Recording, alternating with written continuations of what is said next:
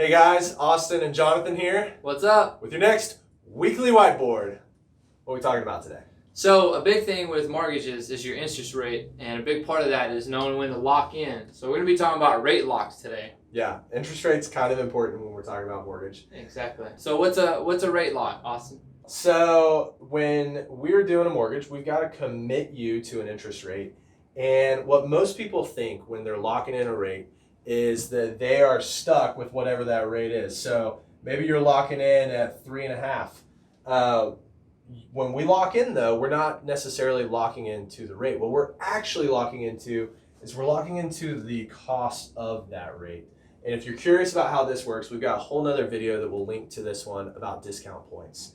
But essentially, I describe it like buying a ladder from Home Depot. That ladder at Home Depot might cost you $60 today, but tomorrow that ladder, the same ladder, might cost you $62. Home Depot is allowed to raise the prices of their ladders. Or they could drop them. You don't know.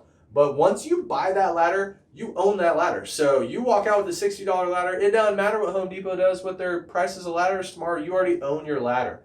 And so interest rates work the same way. So when we lock in at 3.5, what we're really committing to on this scenario potentially is a no-cost loan. You lock in here, and maybe tomorrow you go, actually I've been thinking about 3.375. I'd like to buy down. Fantastic. We go back to what it costs to get to 3.375 on the day we locked you in at 3.5.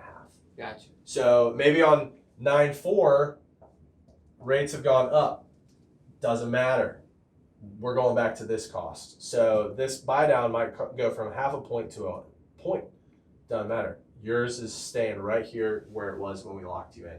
And so that's how rate locks work, is we're committing to the pricing, what it was the day that we locked in. Once we've locked it, you can move up and down on these rungs however you want. And you can move up and down multiple times before closing. There's no limit at all. So when we're talking about locking in rates, we're not talking about the actual rate being locked. We're talking about the costs associated with that rate being locked. And like Austin said, we can go up and down that ladder almost 2 or 3 days up to closing. Yeah. And so one of the things we talk about is also how this compares to buying and selling stock. So if the market gets better on 9.4, rates go down, but we locked in on 9.3, can we get the improved pricing? Sadly, no. It's just like selling your stock and telling your stockbroker to sell. If that stock price goes up and is better, and you missed out on that, you missed out. But if it goes down, then you're glad you sold. You're glad you sold. Same with locking the rates. It's just flipped. So if the market improves, you don't get to take advantage of that improvement. But if the market worsens, you're protected. Gotcha. And so the next big piece of understanding this is, Austin, when do I lock in my rate? I'm under contract. When do I lock in? Fairly easy answer to that. You want to make sure that your rate lock is going to be as long as your contract is. So whatever that closing date is in your contract, you want to make sure that your interest rate is locked at least through that, unless all parties are willing to close early and the lender can get you closed early. Gotcha. So we have 45-day locks, 30-day locks. Yeah, they come in locks. increments of 15. They start at 15. That's the shortest lock we do. And then they can go, all the way out to a year, essentially. And so the costs associated with those go up. Goes up. Yeah.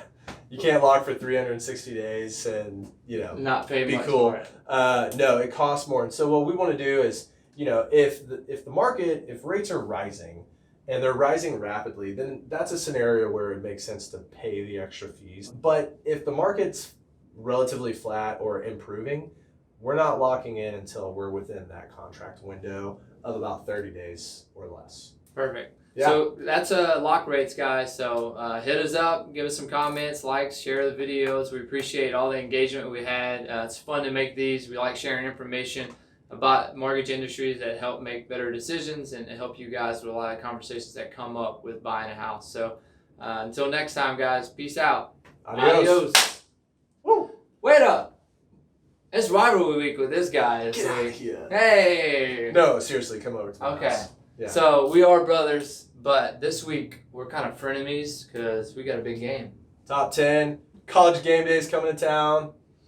Corso's going to put on a tiger or a bevo head. Technically hook 'em. Coach Joe is bringing the Tigers to Austin, Texas. LSU, baby. Texas fight. Texas fight.